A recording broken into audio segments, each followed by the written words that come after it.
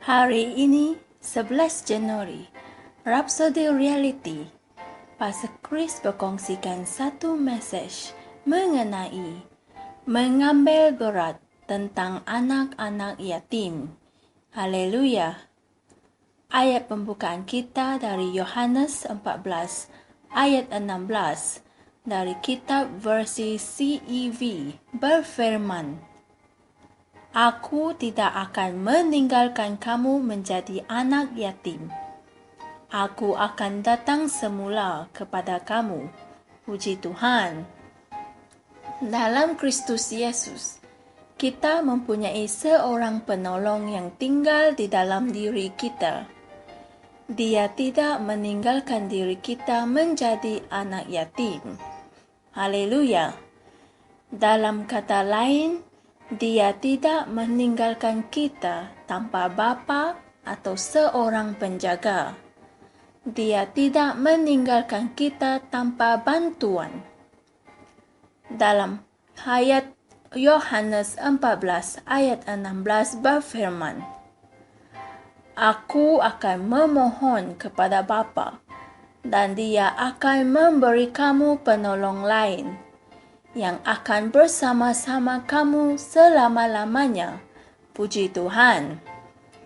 Terjemahan ayat penolong lain dalam bahasa Yunani adalah Elon Parakleton, yang bererti orang lain yang sama bangsa dan dipanggil untuk pergi bersama-sama dan berjalan bersama-sama.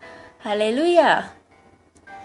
Apabila seorang kanak-kanak kehilangan bapanya atau ibunya, dan terutama kedua-dua ibu bapanya, kanak-kanak itu akan menjadi seperti seorang pelarian di padang pasir, tanpa penjaga dan penolong. Dia bagaikan orang yang hilang di kehidupan lautan, tanpa seseorang untuk bertanyakan soalan yang berkaitan dan memberikan jawaban tentang kehidupan dan masa depan. Dia ditinggalkan seorang diri.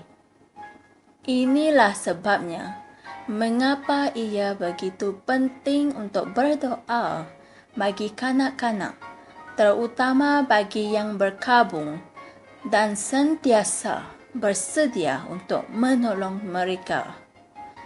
Ingatlah, setiap kanak-kanak adalah anak kamu.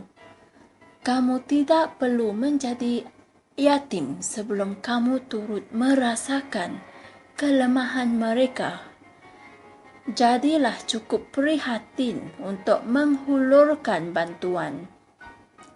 Ia adalah doa saya supaya Tuhan akan memberi kuasa kepada kamu dan membolehkan kamu untuk membantu kanak-kanak miskin tahun ini lebih daripada tahun sebelum ini.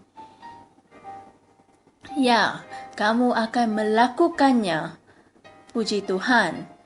Walaupun jika ia hanya satu orang yang kamu boleh bantu, lakukannya kerana ia berbaloi.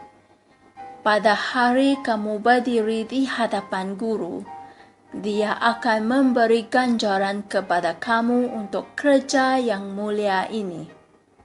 Ingat firman-Nya dalam Matius 10 ayat 42. Dan sesiapa yang memberi minuman meskipun secawan air sejuk sahaja, kerana dia muridku, aku berkata kepadamu, sesungguhnya dia tidak akan kehilangan upah daripadanya. Puji Tuhan. Mari kita sama-sama berdoa. Ya Bapa yang dikasihi, aku bersukacita dalam Engkau bagi peluang untuk berdoa dan menolong kanak-kanak, terutama yang yatim. Aku berdoa supaya keselesaan-Mu, rahmat-Mu, dan kebijaksanaan-Mu melindungi hati mereka dan supaya mereka hidup menurut impian-Mu untuk masa depan yang makmur, berjaya, gemilang, dan cemerlang yang telah Engkau rancangkan bagi mereka. Dalam nama Yesus, amin.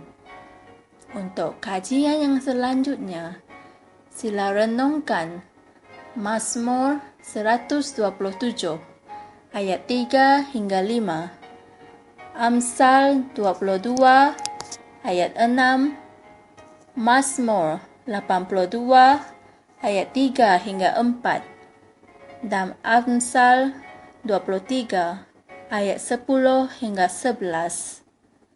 Tuhan berkati saudara-saudari sekalian.